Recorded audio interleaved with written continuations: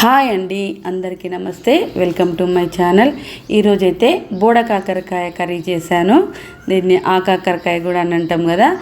నేనైతే half KG బోడ కాకరకాయలు తీసుకొని ఒక 3 నుంచి 4 సార్లు బాగా కడిగాను. దాని తర్వాత ఇలాంటి కర్రీ గిన్నెలు ఉంటాయి కదా, ఆ గిన్నెలో వేసుకొని గట్టిగా ఇలా అనుకోవాలి. అప్పుడు అందులో ఉన్న డస్ట్ అంతా కిందికి పోయిద్ది.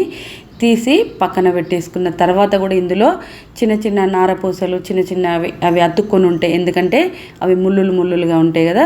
ఇలా నైఫ్ తోటి పైన ఉన్న ముళ్ళులనంతా తీసేసుకొని కట్ చేసుకొని పక్కన పెట్టేసుకున్న తర్వాత ఒక ప్యాన్ పెట్టేసుకొని ఆయిల్ వేసుకొని ఆవాలు, జీలకర్ర, ఉల్లిపాయలన్నీ వేసుకొని ఒక 2 పచ్చిమిర్చి వేసుకున్నాను. కారంతో చేసుకోవాలి, బాగుంటుంది.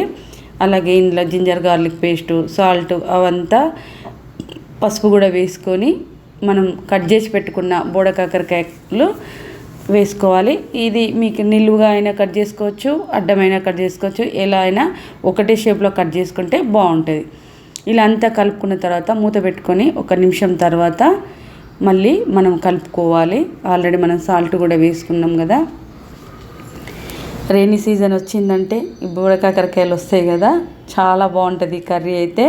ఇప్పుడు mళ్ళీ నేను ఆవిరైతే పెట్టేసుకున్నాను. ఆవిరితోటే బోడ కాకరకాయ కర్రీ చేస్తాను ఎప్పుడైనా కూడా. ఒక 2 నిమిషాలు ఆవిరి పెట్టుకొని తర్వాత కలుపుకున్న తర్వాత 7 నుంచి 8 నిమిషాలు మళ్ళీ ఆవిరి పెట్టేసుకొని వండుకుంటే చాలా బాగుంటుంది. మీరు కూడా ట్రై చేయండి. ఇలా ఆవిరి పెట్టుకున్న తర్వాత తీసుకున్నాము. 7 నుంచి 8 నిమిషాల తర్వాత తీసేసుకొని ఇప్పుడు చూడండి కలుపుకుందాం. ముక్క వేరే ఉంటుంది, ముద్ద కాకుండా చక్కగా వస్తుంది బోడ కాకరకాయ కర్రీ.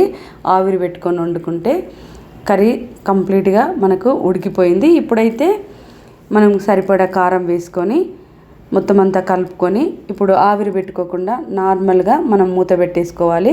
ఒక 2 నిమిషాలు అయితే ఇప్పుడు కారం వేసుకున్నాం కదా, దాన్ని అదంతా ముక్కకు పట్టుద్ది అన్నట్టు 2 నిమిషాలు అలా పెట్టేసుకున్న తర్వాత తీసుకొని ఇప్పుడు సిమ్లో పెట్టుకోవాలి. ఇలా అడుగంటకుండా చూసుకుంటూ కలుపుకోవాలి. కర్రీ పర్ఫెక్ట్గా తయారైపోయింది. ఇప్పుడు దీనిలోకి కొత్తిమీర వేసుకొని మనం సర్వ్ చేసుకుందాం. ఇది వేడి అన్నంలోకి సూపర్గా ఉంటుంది. బోడ కాకరకాయ కర్రీ రైనీ సీజన్లో వస్తాయి కదా. ఎన్నిసార్లు దొరికినా మనకు బయటికి వెళ్ళినప్పుడు తెచ్చుకొని వండుకొని తినడమే. ఎన్నో పోషకాలు ఉంటాయి దీంట్లో. సో మేమైతే రైనీ సీజన్ బయటికి వెళ్ళినప్పుడు కనబడితే చాలు తెచ్చుకొని వండుకుంటాం. చాలా బాగుంటుంది ఈ కర్రీ. ఇలా పొడిగా అంటేనే నాకు చాలా ఇష్టము. మీకు నచ్చినట్లయితే లైక్ చేయండి, షేర్ చేయండి, కామెంట్ చేయండి. Please subscribe my channel.